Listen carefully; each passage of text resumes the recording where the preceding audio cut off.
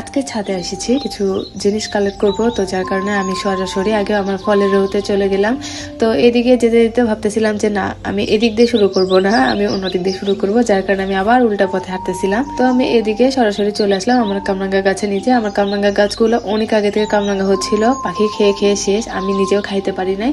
Last কিছু কামরাঙ্গা ছিল, তো ওগুলা হচ্ছে দেখতেছি যে পেকে গেছে, আর পাখিও এখন নাই, শীত চলে গেছে, তো পাখি এখন খুব একটা নাই, তো ওরাও খাচ্ছে না, পেকে গেছে, যার কারণে আমি ভাবলাম যে এই কয়টা আমি উঠাইনি। তো আমার কাছে লাস্ট কয়েকটা কামরাঙ্গা ছিল একদম পাকা পাকা, তো আমি সবগুলো একদম একে একে উঠাই নিলাম। কামরাঙ্গা গুলো আসলে বেশিরভাগই আমার পাখি খেয়ে ফেলছে, আমি খাইতে পারি নাই। আর আমি নেট দিয়ে রাখছিলাম, তারপরও তারা কোনো না কোনো ভাবে খাইছে, আর লাস্টের এই কয়টা আমি জাস্ট রাগ করে যে শালা তোরাই খা, এই জন্য ছেড়ে দিছি, বাট ওরা আর খায় নাই। তো যাই হোক, আমি প্রথম স্টেপ শেষ করলাম, আমার প্রথম কালেকশন ছিল কামরাঙ্গা। দেন এখানে দেখতেছি যে আমার শরবতী লেবু, এই লেবুটা হচ্ছে যে দুইটা লেবু পেকে আছে, আর এই লেবুগুলা এখন একবারে চলে গেছে আমাদের ছাদের মানে বর্ডারের বাইরে চলে গেছে। তো এই লেবুগুলা পাকলে বা খুলে পুলে ডিরেক্ট অন্যের ছাদে পড়বে, আমরা পাবো না। তো যাই হোক, আমি আমার জীবন বাজি রেখে আমি অনেক কষ্ট পাই, লেবুর গাছে তো কাটার তো শেষ নাই, আর এত বাইরে লেবু এত দূরে আমার হাতও যাচ্ছিল না, তার মধ্যে কাটার ঘুতা খাইতে খাইতে শেষ। যাই হোক, আমি জীবন বাজি রেখে ভাবলাম আমি দুইটা লেবু একসাথে নিবো, যেহেতু দুইটাই পাকা, একটার কারণে যদি আরেকটা পড়ে যায়। আসলে সেটা হইলো না, কারণ আমার হাতে দুইটা একসাথে আটটা ছিল না, আমি দুইটা একসাথে ধরতে পারি নাই। তো টানাটানি করতে গেলে হয়তো বা দুটাই হাত স্লিপ করে পড়ে যাবে, যার কারণে আমি দেখলাম যে এটা বেশি পাকা, সেটা আগে উঠাই নিছি, তারপরে আমি সাথে আরেকটাও তুলে নিলাম। তো আমি বহুত কষ্টে আরেকটা উঠাইছি, আর এদিকে হচ্ছে যে দেখতেছি যে আরো একটা আছে, মানে পাকা একদম, লেবুগুলা একদম পরিপক্ক হয়ে গেছে। এগুলো আসলে গাছে 1-2 দিনও রাখা পসিবল ছিল না, কারণ লেবুগুলো একদম পেকে গেছে, আর এটা হাত দিয়ে ধরা মাত্র খুলে চলে আসছে। তো আমি আরো 1-2 দিন লেট করলে এরা কোথাও না কোথাও বিলীন হয়ে যায়, তো আমি আর খুঁজে পেতাম না। তো যাই হোক, আমার কালেকশন হইলো দুইটার মধ্যে একটা হচ্ছে কামরাঙ্গা আর একটা হচ্ছে লেবু, দুটাই দেখতে হলুদ, মানে সবগুলো পাকা পাকা। তো যাই হোক, আমি আমার নেক্সট কালেকশন আসি। আমার নেক্সট কালেকশন হচ্ছে আমার ছাদে বেগুন।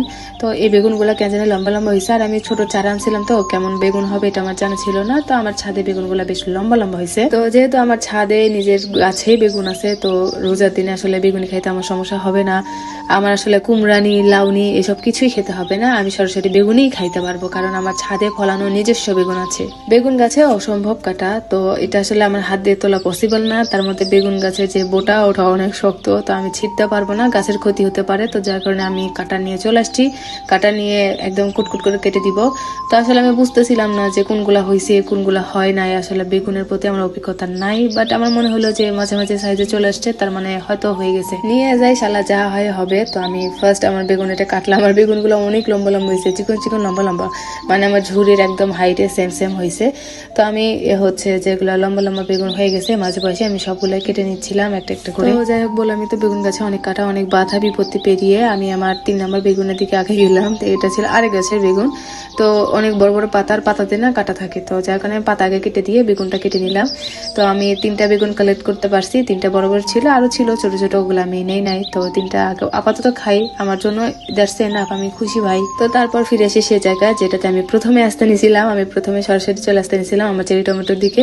তো ভাবলাম যে না, আমি সবসময় চেরি টমেটোর ভিডিওটা করেই থাকি, তো চেরি টমেটো আমি লাস্টে উঠাবো, আজকে আমি নতুন কিছুতে শুরু করবো। তো চেরি টমেটো দেখতেছি অনেকগুলা পাকছে, আর এটা হচ্ছে পাখি খাওয়া শুরু করছে, পাখি খাইছে, আচ্ছা খাক। আমি আসলে চেরি টমেটো উঠাই, আমি কিন্তু চেরি টমেটো কখনোই খাই না, বা কোনো কিছুতে ইউজ করা হয় না, কোনোভাবেই খাওয়া হয় না, জাস্ট আমার আম্মু বড়োয়ের মতো একটা এমনি এমনি খাই, কিন্তু আমি কখনো টেস্ট করিনি, বা কোনো তরকারিতে রান্না করে খাওয়া, ভর্তা করে খাওয়া কোনোভাবেই খাইনি। আমি জাস্ট এই ফলটা, মানে এটা তো সবজিটা শুধু উঠাই নিয়ে যাই, আমি তারপরে এর অস্তিত্ব আর কিছু জানি না, জাস্ট উঠাই আমার বাসায় নিয়ে যাওয়া পর্যন্ত। তো যাই হোক, পুরো গাছ ঘুরে ঘুরে আমি সবগুলো চেরি টমেটো কালেক্ট করছি, আর আসলে চেরি টমেটো দেখতে অনেক কিউট, আমার খুবই ভালো লাগে দেখতে। তো এটা আমি সচরাচর সবসময় বলি যে চেরি টমেটো আমার দেখতেই ভালো লাগে, বা এটা খাওয়া না খাওয়া জানি না, বাট দেখতে ভালো লাগে। তো আমি পাকাগুলো সব বেছে বেছে নিলাম, আর চেরি টমেটোর কাছে খুব একটা নাই, অল্প কিছুই আছে, আর অল্প কিছু দিনে থাকবে। তো আমার কালেকশনে ছিল এই কয়েকটা জিনিস। আমি আবার চেরি টমেটো উঠায় আসার সময় দেখতেছি আমার বড় টমেটোর গাছে ওখানে অল্প কিছু আছে, তো 1-2টা আছে, তো ওইখানে দেখতেছি একটা টমেটো একটু লাল লাল হয়েছে, প্রপার পাকে নাই, তো ভাবলাম যে নিয়ে যাই, তো ওটা আরেকটা ডিমের মতো হলুদ হয়েছে। তো যাই হোক, এখানে আমি সব শেষে আমার সব সব ফলন সবজি নিয়ে আসলাম। এখানে এসে আমার দেখতেছি যে একটা স্ট্রবেরি লাল হয়েছে। ও, আমার ছাদে স্ট্রবেরি গাছ একটাই, তো আমি প্রতিদিন না, 2-1 দিন পর পরই একটা দুইটা সর্বোচ্চ 3টা আমি স্ট্রবেরি একসাথে পাইছি, বাট এর বেশি আসলে পাওয়া হয় না কারণ গাছ একটা। তো আমি এদিক ওদিক সেদিক ঘুরে ঘুরে দেখতেছিলাম যে আর কোনো পাকা স্ট্রবেরি আছে কিনা, বাট দেখতেছি ছোট ছোট স্ট্রবেরি ভালোই বের হয়েছে। ওগুলা আসলে পাকে নাই, ছোট। তো নেক্সট হয়তো ওগুলা এক এক করে পাবো। আমার আসলে একসাথে পাওয়া হয় না, যদি আমার গাছ বেশি হইতো তাহলে একসাথে আমি অনেকগুলো স্ট্রবেরি উঠাতে পারতাম। স্ট্রবেরি গুলো তো আবার একসাথে পাকে না, ওরা এক এক করে লাইন বাই লাইনই পাকে। তো গাছ বেশি হলে সেক্ষেত্রে আমার সুবিধা হইতো। তো এখানে আমি কুচিত করে আমার স্ট্রবেরিটা কেটে নিলাম, নিয়ে সুন্দর করে সাজায় রাখলাম। তো এইভাবে সুন্দর করে আমি সাজাইছি। আর আমার তো এখানে না আসলে হয় না। এই যে বাগান বিলাসীর সামনে আমার আজকের বাজার, আমার আজকের কালেকশন। এখানে সর্বপ্রথম তুলেছি কামরাঙ্গা, তারপরে লেবু, তারপরে বেগুন, তারপরে চেরি টমেটো, আর সব শেষে ছোট্ট একটা স্ট্রবেরি নিয়ে আসছি।